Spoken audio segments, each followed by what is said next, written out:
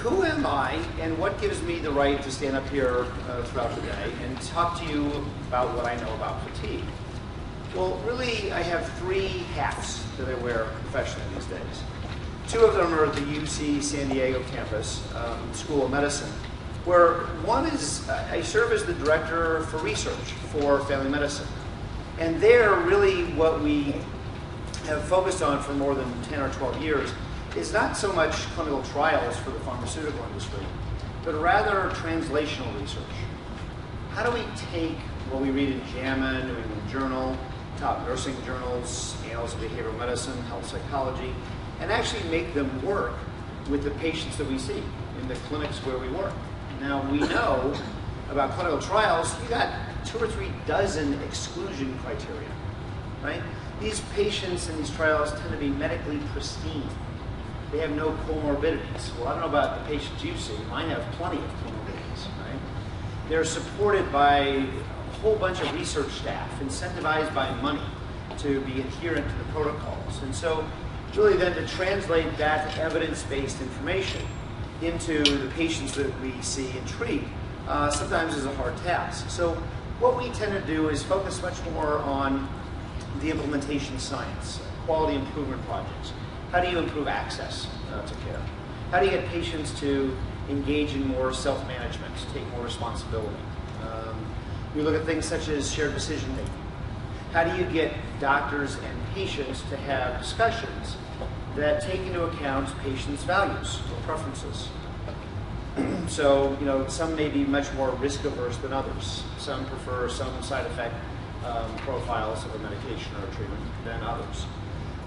We look at group medical visits, the things that really, some of which I'll be talking about today, where you take a group of patients with similar health concerns and really activate them, not just inform them, but activate them to start to actually take more responsibility, if you will, for their own health. Now, the second hat I wear is as the Associate Director for Collaborative Care.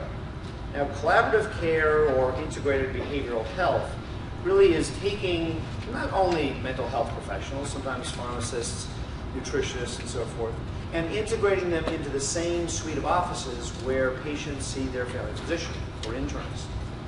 Now, what we see nationally, as well as locally, is that you nearly triple the likelihood that a patient referred for counseling will ever receive that counseling, if in fact it's offered in the same suite of offices. So they go down 50 feet to the end of the hallway rather than 10 miles, 15 miles across town. And now, as a clinical health psychologist, I directly provide care to patients about half time, a little more than 2 days a week.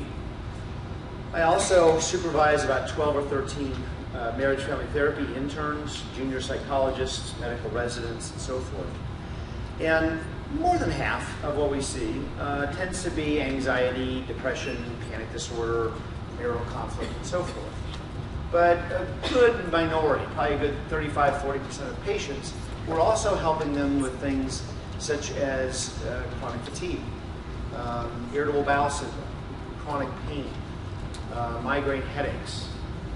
How do you increase adherence to a new medical regimen? How do you help them have healthier lifestyles, lose weight, stop smoking, and so forth? So,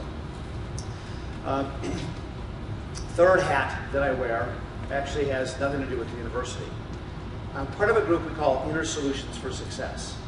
And there we're a group of healthcare professionals who are providing care to care providers. Not those who are tending to their frail or ailing family members at home, but those of us in this room. Because we know that burnout is higher among healthcare providers than just about any other industry we care to study. And so what we do is, primarily through telephone coaching, we help people who are feeling burnout and wanting to kind of leave the field, what we think prematurely, and help them transition to something else, something that reinvigorates them. Maybe they're experiencing being some glass ceiling.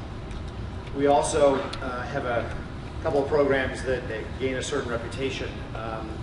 We have some that are not only for physicians, but mainly attended by physicians, our Professional Boundaries program, where in 2012, it's still kind of sad to report, that you have about 5 to 6% of physicians who continue to have inappropriate relationships with patients or staff.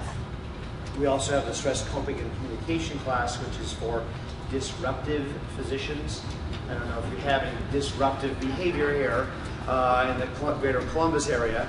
And you may not seem like it's much punishment to send this person to San Diego for 3 days in the middle of winter, for heaven's sakes, But trust me, there's some trepidation about spending 3 full days in a room locked up with a couple of mental health professionals. But we teach them how to play better with others, communication skills, emotional intelligence skills, the things you and I might take for granted. And sometimes these physicians have these skills, but they're kind of ground right out of them sometimes because of the culture of medicine. And finally, we have a suite of services where we go into departments or units that are particularly under-functioning. Morale is a problem, or nursing turnover is especially high compared to the rest of the hospital or the medical group. And we go in, again, variety of workshops, retreats, executive coaching, and 360 evaluations and so forth, helping them kind of turn things around.